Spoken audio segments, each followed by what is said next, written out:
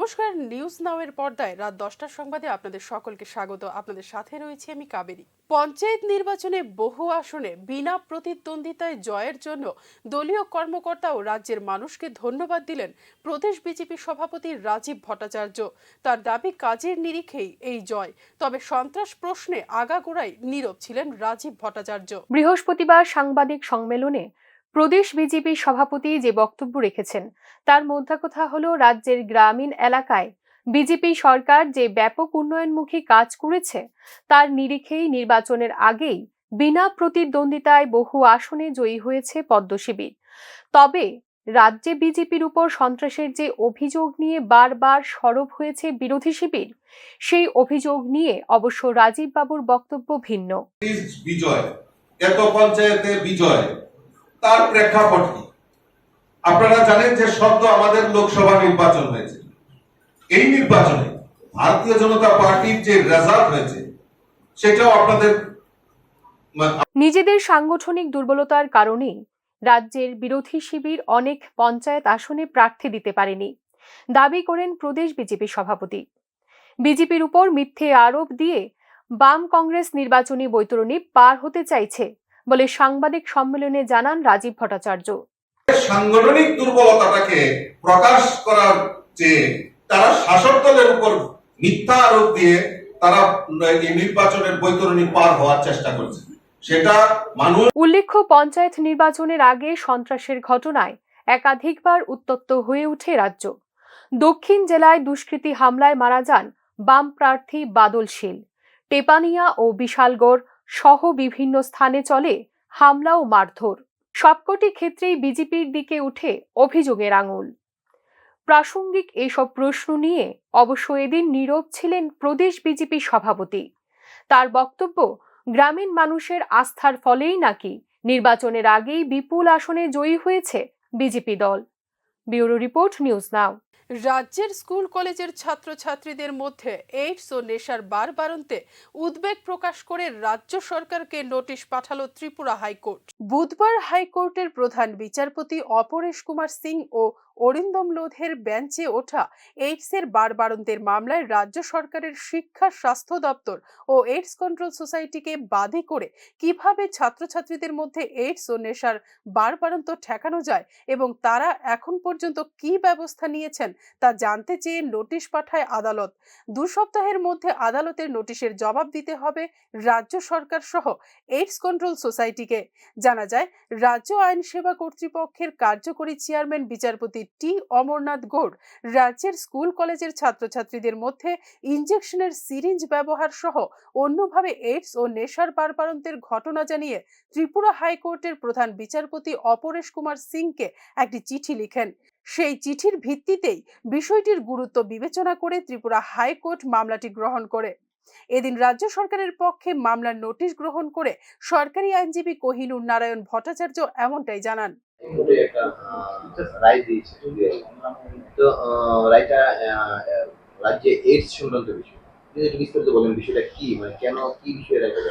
Basically কেসটা আজকে হয় আমাদের মাননীয় বিচারপতি টি অমরনাথ গৌড় ওনার একটা চিঠির বেসিসে উনি একটা চিঠি দেন to the honourable chief justice, যে রাজ্যের ওনার কাছে কিছু তথ্য আসে as executive chairman of legal service authority. তথ্য আসে যে রাজ্যের যে এইডসের সংক্রমণ ছাত্রছাত্রীদের মধ্যে স্পেশালি খুব অ্যালার্মিং রেটে বেড়ে গেছে এবং ডেথ সেটাও খুব অ্যালার্মিং রেটে বেড়েছে। এবং এটা নিয়ে বিভিন্ন ডেটা উনি ওই চিঠির সঙ্গে অ্যানেক্স করেন। ওইখানে ডিস্ট্রিক্ট ওয়াইজ কোন ডিস্ট্রিক্টে কীরকম লোক এইচআইভি পজিটিভ আর কীরকম ছাত্রছাত্রী এইচআইভি পজিটিভ আর কেন, সেটা তার একটা তথ্য তুলে ধরেন। সেই চিঠির বেসিসে আমাদের সরকারকে একটা অগ্রিম নোটিশ দেওয়া হয়, তথ্য দেওয়া হয় ইনফ্যাক্ট, এবং ফিক্স করা হয় আজকে কেসটা। তো আজকে যখন কেসটা উঠলো তখন যদিও সরকার পক্ষের থেকে আমার কাছে মোটামুটি সমস্ত ধরনের তথ্যই দেওয়া হচ্ছিল স্টেট এইচআইভি সোসাইটির থেকে, এবং কি পদক্ষেপ নিয়েছে সরকার, কিভাবে করছেন, এবং এই সমস্ত নিয়ে আমি রেডি ছিলাম। আজকে কগনিজেন্স নেন এই পাবলিক ইন্টারেস্ট লিটিগেশনটা নিয়ে নোটিশ ইস্যু করেন সরকারকে। সেক্রেটারি হেলথকে নোটিশ ইস্যু করেন, সেক্রেটারি এডুকেশনকে নোটিশ ইস্যু করেন, গভর্নমেন্ট অফ ইন্ডিয়াকে নোটিশ ইস্যু করেন এবং 2 সপ্তাহের মোস্ট প্রবলি, এখন অব্দি ডেটটা কনফার্ম হয়নি, 2 সপ্তাহের একটা টাইম পিরিয়ড বেঁধে দেন যে এর মধ্যে এসে আমাদের জবাব দিয়ে রিপোর্ট পেশ করতে হবে যে সরকার কি পদক্ষেপ নিচ্ছে, আর কি নেওয়া যেতে পারে, এগুলো নিয়ে আলোচনা হবে। এটা basically the honourable chief justice আর অনারেবল জাস্টিস অরিন্দম লোধ ওনার বেঞ্চে, ডিভিশন বেঞ্চে ছিল আজকে। যে চিঠিটা উনি কে দিয়েছেন? Honourable justice T Amarnath Gour chief জাস্টিসকে করেছিলেন এবং এটার সঙ্গে চিঠির সঙ্গে উনি ডেটাও দিয়েছিলেন যে কিভাবে বাড়ছে, কোথায় বাড়ছে।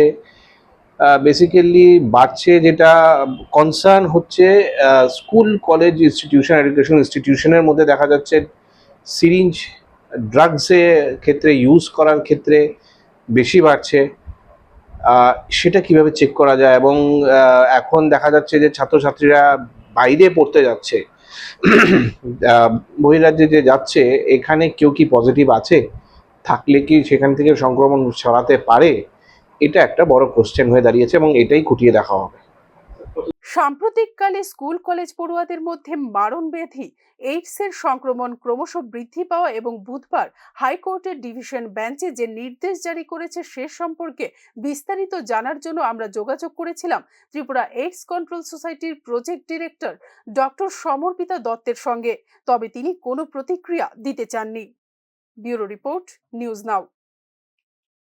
মানব পাচারের সাথে যুক্ত থাকার অভিযোগে একাধিক ব্যক্তিকে গ্রেপ্তার করল পুলিশ। শুরু হয়েছে পুলিশি তদন্ত।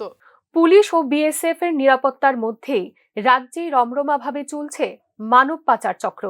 সীমান্তের বিস্তীর্ণ অংশে পাচারকারীদের মোটা টাকা দিয়ে অবৈধভাবে রাজ্যে প্রবেশ করছে বাংলাদেশ ও বার্মিজ অনুপ্রবেশকারীরা। সম্প্রতি রাজ্য পুলিশকে ঘুমে রেখে মানব পাচারের সঙ্গে যুক্ত কয়েকজন বড় রাঘব বোয়ালকে আটক করে নিয়ে গেছে জাতীয় তদন্তকারী সংস্থা এনআইএ। এমনই 2 ঘটনা আমতলী থানাধীন বেলাবর এলাকা ও জয়নগর বর্ডার এলাকা থেকে 3 মানব পাচারকারীকে আটক করেছে পুলিশ। ঘটনা নিয়ে আমতলী থানার এসডিপিও শঙ্কর দাস জানান যে 2 জন পাচারকারীকে আটক করা হয়েছে। তাদের নাম মোবারক মিয়া ও মুকাবর মিয়া। ধৃতরা দীর্ঘদিন ধরেই মানব পাচারের সঙ্গে যুক্ত বলে জানান তিনি। আজকে গতকালকে রাত্রে আমরা যেই মিশনে নেমেছি, আজকে কিছুক্ষণ আগে আমরা সফলতা পেলাম এবং একজনের নাম মুকাব্বর, একজনের নাম মুবারক মিয়া। অন্যদিকে রাজধানী সংলগ্ন জয়নগর বর্ডার এলাকায় পুলিশ আটক করে আরও এক বাংলাদেশি মানব পাচারকারীকে। তার নাম আরিকুল শেখ। ধৃত ব্যক্তির বাড়ি বাংলাদেশের চাপাই নবাবগঞ্জ এলাকায় বলে জানান তদন্তকারী পুলিশ আধিকারিকরা। এবং ওই গত দিন যে 4 জন ধরা হয়েছিল তাদেরকে বর্ডার ক্রস করতে প্লাস ওই তাদের যে ডেস্টিনেশনে নিয়ে যেতে তাদের। ধৃত পাচারকারীকে এদিন আদালতে তোলে পুলিশ। বর্ডার ফেন্সিং ও সীমান্ত নিরাপত্তার মধ্যেই রাজ্যে চলছে মানব পাচারের শক্তিশালী নেটওয়ার্ক। সচেতন মহলের বক্তব্য, শস্যের মধ্যে ভূত থাকার ফলেই বিভিন্ন জায়গায় চলছে মানব পাচার বাণিজ্য। ব্যুরো রিপোর্ট, নিউজ নাও। বৃহস্পতিবার উদয়পুরে উচ্ছেদ অভিযান চালায় উদয়পুর পুর পরিষদ। বেআইনি দখলদারদের কঠোর হুঁশিয়ারি দেন স্থানীয় পুরপিতা।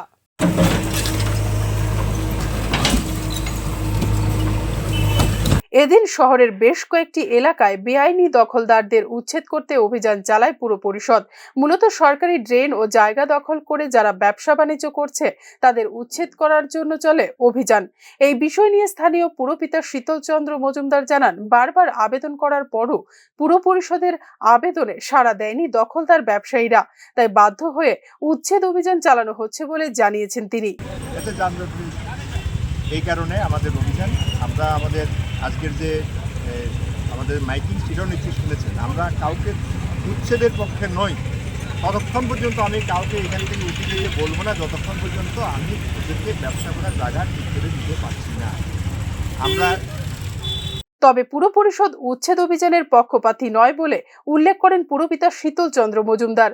ওনার বক্তব্য, ফুটপাত দখল করে ব্যবসা করার ফলে সারা শহরে ব্যাপক যানজটের সৃষ্টি হচ্ছে। এই অবস্থা দূর করার জন্যই উচ্ছেদ অভিযান করা হচ্ছে বলে জানান তিনি। ভ্যান্ডার ও ক্ষুদ্র ব্যবসায়ীদের স্বার্থে উদয়পুর পুর পরিষদ খুব শীঘ্রই স্থায়ী কাঠামো নির্মাণ করে শেড তৈরি করে দেবে বলে এদিন প্রতিশ্রুতি দেন পুরপিতা। অভিযানে এদিন বেশ কয়েকটি অবৈধ নির্মাণ ভেঙে দেয় পুরকর্মীরা। Bureau report, news now. শান্তির বাজারের মাস্টারপাড়া এলাকায় নিজ বাড়ির ছাদ থেকে উদ্ধার এক টিএসআর জওয়ানের মৃতদেহ। মৃত্যু নিয়ে সৃষ্টি হয়েছে ব্যাপক রহস্য। মৃত টিএসআর জওয়ানের নাম অমল দেবনাথ, বয়স আনুমানিক 40 বছর। অমল দেবনাথ টিএসআর এর 7ম ব্যাটালিয়নে কর্মরত ছিলেন। তার বাড়ি সাবরুম মহকুমার সোনাই এলাকায়। জানা গেছে, পাড়ার এক ছেলের সঙ্গে নিজের বাড়ির ছাদে যান অমল দেবনাথ। পরবর্তীকালে ছাদ থেকে তাকে উদ্ধার করা হয় মৃত অবস্থায়। কিভাবে ছাদের মধ্যে অমল দেবনাথের মৃত্যু হয়েছে সেই বিষয় নিয়ে কোনো সঠিক ধারণা দিতে পারেনি তার পরিবার পরিজনরা। তবে অমল দেবনাথের সঙ্গে থাকা যুবকের ভূমিকা নিয়ে সন্দেহ প্রকাশ করেন মৃত জওয়ানের শ্যালক।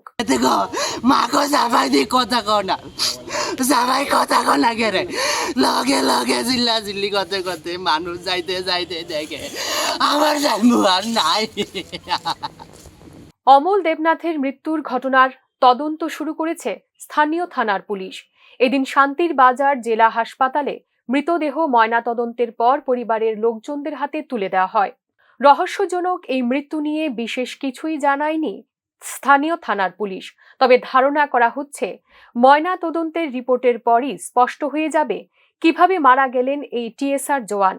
পরিবারের তরতাজা যুবককে হারিয়ে শোকে কার্যত ভেঙে পড়ে অমল দেবনাথের পরিবার। ব্যুরো রিপোর্ট, নিউজ নাও। আসন্ন ত্রিস্তর পঞ্চায়েত নির্বাচনে ঊনকোটি জেলার গৌরনগর ব্লকের অধীনে সমস্ত গ্রাম পঞ্চায়েত এলাকায় কংগ্রেস দল ভালো ফল করবে এবং 13 আসন বিশিষ্ট গৌরনগর পঞ্চায়েত সমিতি কংগ্রেস দল দখল করবে বলে দাবি করেছেন কংগ্রেস বিধায়ক বীরজিৎ সিনহা। এদিন এক সাংবাদিক সম্মেলনে এই দাবি করেন বিধায়ক বীরজিৎ সিনহা। বিগত দিনগুলোতে বিজেপি দল গৌরনগর ব্লকে চরম দুর্নীতি করেছে। সাধারণ মানুষের স্বার্থে কোনো কাজ করেনি বিজেপি, যার ফলে বিজেপি দলের পায়ের তলায় মাটি নেই বলে দাবি করেন তিনি। যে কোনো পরিস্থিতি মোকাবিলা করার জন্য কংগ্রেস দলের কর্মীরা গণনা কেন্দ্রের বাইরে মজুদ থাকবে বলে জানান বীরজিৎ সিনহা। সাংবাদিক সম্মেলনে অন্যান্যদের মধ্যে উপস্থিত ছিলেন কংগ্রেস দলের প্রার্থী মোহাম্মদ বদরুজ্জামান, প্রদেশ কংগ্রেসের সাধারণ সম্পাদক রুদ্রেন্দু ভট্টাচার্য, কংগ্রেস নেতা চন্দ্রশেখর সিনহা, আশিস সেনগুপ্ত ও রুনু মিয়া। বিজেপি পার্টি প্রশাসনকে লাগিয়ে এই নির্বাচন একটা প্রহসনে পরিণত করার জন্য চেষ্টা চলছে। আপনারা দেখেছেন যে পঞ্চায়েত ভোট মানে গ্রামের মানুষের ভোট। বুধবার গভীর রাতে অঙ্গনওয়াড়ি কেন্দ্রে হানা দেয় চোরের দল। ঘটনাটি ঘটে বিশ্রামগঞ্জ থানার অন্তর্গত চন্দ্রমোহন চৌধুরী পাড়া অঙ্গনওয়াড়ি কেন্দ্রে। বিশালগড় থানাধীন চন্দ্রমোহন চৌধুরী পাড়া অঙ্গনওয়াড়ি কেন্দ্রে চোরের দল হানা দিয়ে নিয়ে যায় শিশুদের খাদ্য সামগ্রী সহ বাসনপত্র। বৃহস্পতিবার দুপুরে বিষয়টি জানতে পেরে ঘটনাস্থলে ছুটে যায় বিশ্রামগঞ্জ থানার পুলিশ। পুলিশ লিখিত অভিযোগের ভিত্তিতে তদন্ত শুরু করে। চন্দ্রমোহন চৌধুরী পাড়া AWC সেন্টারनि गामकिनकनि ताला सोबायनाय गेस सिलिन्डार सिकग्रक खबै तलांखा आंनि बागै आं नंनो मा खख्या ताम रं मानि तलांखा सोराय रंनि सुजि तलांखा जिरा तलांखा साना मटर तलांखा सुं तलांगो जे सामुं रक जार जे मान सामुं जे सोराय रंनो सुं सोमबार बिशुबार शुक्रबार आबोके सुं जिरा साना मटर सुजि रक आबो रक मारो मासारो संगे এই আবরক কিসে মিশা তালাঙে থাকা। নেশার টাকার যোগান দেওয়ার জন্য নেশাসক্ত যুবকরা এই ধরনের চুরিকাণ্ড সংঘটিত করতে পারে বলে ধারণা পুলিশের। তবে গোটা ঘটনায় এলাকা জুড়ে থমথমে পরিবেশ সৃষ্টি হয়েছে। ব্যুরো রিপোর্ট, নিউজ নাও। নিজের মেয়ের জামাইয়ের হাতে আক্রান্ত শাশুড়ি। আরকেপুর থানায় জামাতার বিরুদ্ধে লিখিত অভিযোগ দায়ের করেন শাশুড়ি। দীর্ঘদিন ধরে নানান অপরাধমূলক কর্মকাণ্ডে জড়িত জামাতাকে অপরাধমূলক কাজকর্ম থেকে বিরত থাকতে পরামর্শ দেন শ্বশুর বাড়ির লোকজন, যা মানতে নারাজ ছিলেন মেয়ের জামাই। এই ঘটনাকে কেন্দ্র করেই বুধবার রাতে ৭৮ বছরের বৃদ্ধা শাশুড়ি মায়ারানী সরকারকে মারধর করেন বলে অভিযোগ। ঘটনা উদয়পুর ছাতারিয়া এলাকায়। অভিযোগ, শ্বশুরবাড়ির পুকুর থেকে প্রায় মাছ চুরি করে বাজারে বিক্রি করত মেয়ের জামাই স্বপন দত্ত। এরই প্রতিবাদ করলে স্বপন শাশুড়ি মায়ারানী সরকারকে প্রচন্ড মারধর করেন। শারীরিক নিগৃহের কারণে বৃদ্ধার মাথা সহ শরীরের বিভিন্ন জায়গায় আঘাত লাগে। এই ঘটনা জানিয়ে বৃহস্পতিবার বৃদ্ধা শাশুড়ি উদয়পুর রাধাকিশোরপুর থানায় অভিযোগ দায়ের করেন জামাই স্বপন দত্তের বিরুদ্ধে। আপনার মেয়ের জামাই মারছে আপনারে?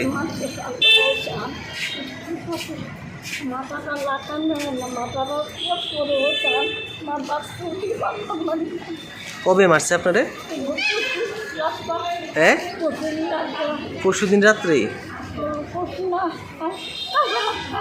কালকে রাত্রে? মানে গতকালকে রাত্রে আপনার মারছে? কি কারণে মারছে? ও, আপনার বাড়ি কোন জায়গাতে? আর বাড়িতে আপনার কেউ নাই, ছেলে মেয়ে?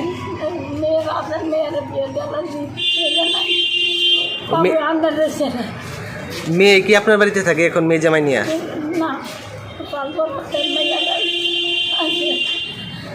আর আপনার সে মেয়ে জামাই কি আপনার বাড়িতে থাকেনি? না, আপনার বাড়িতে এসে মারছে আপনারে? আপনার বাড়িতে এসে মারছে? আপনার স্বামী আছে বাড়িতেই? আর স্বামী হচ্ছে না আপনারে?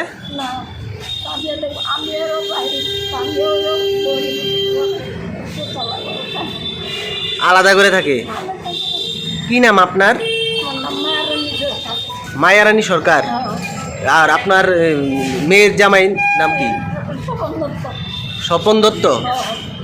কি করে উনি?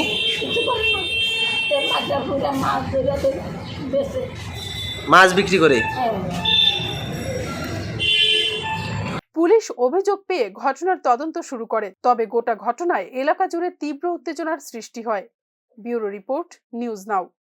কৈলাসহরে ঠিকাদার মারুফ আলীকে হত্যার ঘটনায় ধৃত ৫ অভিযুক্তকে বৃহস্পতিবার আদালতে তোলে স্থানীয় পুলিশ। ৩ দিনের পুলিশ রিমান্ড শেষ হওয়ার পর পুনরায় কৈলাসহর থানার পুলিশ ওই ৫ জন অভিযুক্তকে কৈলাসহর দায়রা আদালতে প্রেরণ করে। ওই ৫ জন অভিযুক্তর মধ্যে একজন অভিযুক্ত এই খুনের সাথে জড়িত নয় বলে সংবাদ মাধ্যমকে জানায়। খুনের মামলায় তাকে ফাঁসানো হয়েছে বলেও দাবি করে ওই অভিযুক্ত। উল্লেখ্য, চলতি মাসের ১৫ তারিখ যুবরাজনগর এলাকার বাসিন্দা মারুফ আলীকে ঊনকোটি এলাকায় গলা টিপে হত্যা করা হয়। এই খুনের ঘটনায় ৫ জনকে আটক করে তদন্তকারী পুলিশ। স্যার, আমরা যা পাঠানি হয়েছে স্যার, এটা উসাইন আহমদ তার ভাই উলাইলা আহমদ পাঠানি হয়েছে স্যার। তারা আমার সব কিছু স্যার, উসাইন আহমদ স্যার এই যে পাঠানি হয়েছে স্যার। খুনের পেছনে তোমরা জড়িত না? কোনো জড়িত না স্যার। আমি বিদেশ থেকে মারুফ দেরমাকে স্যার। তোমার নাম কি? নাম কি? উসাইন আহমদ স্যার। তোমার নাম? ইসপাউদ্দিন। এখানে ৩ জন তো ওইখানে ২ জন পাঠাও দাও। নিজ বাড়িতেই ঝুলন্ত অবস্থায় উদ্ধার এক যুবক। জানা যায়, পারিবারিক কোনো এক বিষয়কে কেন্দ্র করে অভিমানে আত্মহত্যা করে সেই যুবক। মৃত যুবকের নাম সুমন দাস, বয়স ৩৪ বছর। ঘটনা বরচলা এলাকায়। ঝুলন্ত অবস্থায় সুমনকে দেখতে পেয়ে সঙ্গে সঙ্গেই চিকিৎসার জন্য নিয়ে যাওয়া হয় জিবি হাসপাতালে। সেখানে কর্তব্যরত চিকিৎসক প্রাথমিক পরীক্ষা নিরীক্ষা করে সুমনকে মৃত বলে ঘোষণা করেন। পুলিশ একটি অস্বাভাবিক মৃত্যুর মামলা নিয়ে তদন্ত শুরু করেছে। আমি রামনগর টিউবি থেকে আইছি, মানে এখানে বরজলা কল্যাণপুর পাড়া একটা বাড়িতে একটা ছেলে, বয়স 36, সুমন দাস। তার বাবার নাম শ্রী পরিতোষ দাস। সেই ঘরের মধ্যে আত্মহত্যা করছে ফাঁসি দিয়া। তার ভাই দেখছে, সাথে সাথে হসপিটালে নিয়ে আইছে। সে পারিবারিক একটু সামান্য মানে সামান্য কথা কাটাকাটি বা এটা মনটা মানে খুব তাড়াতাড়ি রাগ হয়ে যায় আর কি। নির্বাচন যত ঘনিয়ে আসছে, শাসক ও বিরোধী উভয় শিবিরের প্রচার চলছে জোর কদমে। বৃহস্পতিবার আসন্ন ত্রিস্তরী পঞ্চায়েত নির্বাচনকে সামনে রেখে কৃষ্ণপুর বিধানসভার অন্তর্গত চাকমাঘাট কমিউনিটি হলে ভারতীয় জনতা পার্টির সকল মনোনীত প্রার্থীদের নিয়ে এক সাংগঠনিক বৈঠকের আয়োজন করা হয়। এদিনের এই বৈঠকে উপস্থিত ছিলেন মন্ত্রী বিকাশ দেববর্মা সহ দলীয় নেতৃত্বরা। নির্বাচনে ভালো ফলাফল করার জন্য প্রার্থীদের কি কি করণীয়, সেই সকল বিষয় নিয়ে এদিনের এই বৈঠকে আগত অতিথিরা আলোচনা করেন। আগামী দিন যেখানে ইলেকশন হবে, আমরা সবাই চাপিয়ে পড়ে এই ইলেকশন আমরা জিততে হবে, যে কোনো প্রকারে আমরা জিততে হবে। আমাদের কাজ করতে হবে, গরিব মানুষের জন্য কাজ করতে হবে, দুঃখী মানুষের জন্য কাজ করতে হবে, পিছিয়ে মানুষ যারা আছে তাদের জন্য কাজ করতে হবে। তার জন্য সবাই একসঙ্গে আমরা কাজ করব। এই ইলেকশন আমরা জিতে মোদিজির হাত শক্ত করব। ঘাতক গাড়ির চালককে গ্রেপ্তারের দাবিতে বৃহস্পতিবার সিধাই থানাধীন আশরাং এলাকায় পথ অবরোধ করে উত্তেজিত স্থানীয় মানুষ। জানা গেছে, বুধবার আশরাং এলাকায় স্থানীয় বাসিন্দা পরেশ দেববর্মাকে পিষে দেয় একটি বেপরোয়া গাড়ি। হাসপাতালে চিকিৎসাধীন অবস্থায় মারা যান তিনি। তার পরিজনদের অভিযোগ, পরেশ দেববর্মাকে ধাক্কা দেওয়ার পর ঘটনাস্থলে আসা তার মেয়ে ও জামাইকেও মারধর করে ঘাতক গাড়ির চালক। ঘটনা পুলিশকে জানানো হলেও স্থানীয় পুলিশ কোনো ধরনের আইনি ব্যবস্থা নেয়নি ও ঘাতক গাড়ির চালককে গ্রেফতার করেনি বলে জানান পথ অবরোধ করা স্থানীয় মানুষ। ঘাতক গাড়িটির চালককে অবিলম্বে গ্রেফতার করতে হবে বলে দাবি করেন স্থানীয় মানুষরা।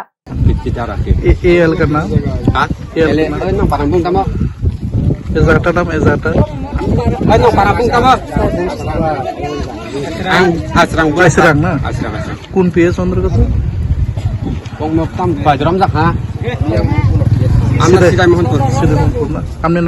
এদিন পথ অবরোধের খবর পেয়ে ঘটনাস্থলে ছুটে আসে সিধাই থানার পুলিশ। অবরোধ মুক্ত করার জন্য আলোচনা শুরু হলেও সূত্রের খবর বিশেষ ফলপ্রসূ হয়নি আলোচনা। রাজ্য জুড়ে যান সন্ত্রাসের মধ্যে অবরোধ আন্দোলন এখন নিত্যদিনের ঘটনা। তবে এসব কিছুর পরেও টনক নড়ছে না সংশ্লিষ্ট দপ্তর কর্তাদের। ফলে রাজ্যের সড়কগুলিতে জারি আছে বেপরোয়া যান সন্ত্রাস। ব্যুরো রিপোর্ট, নিউজ নাও।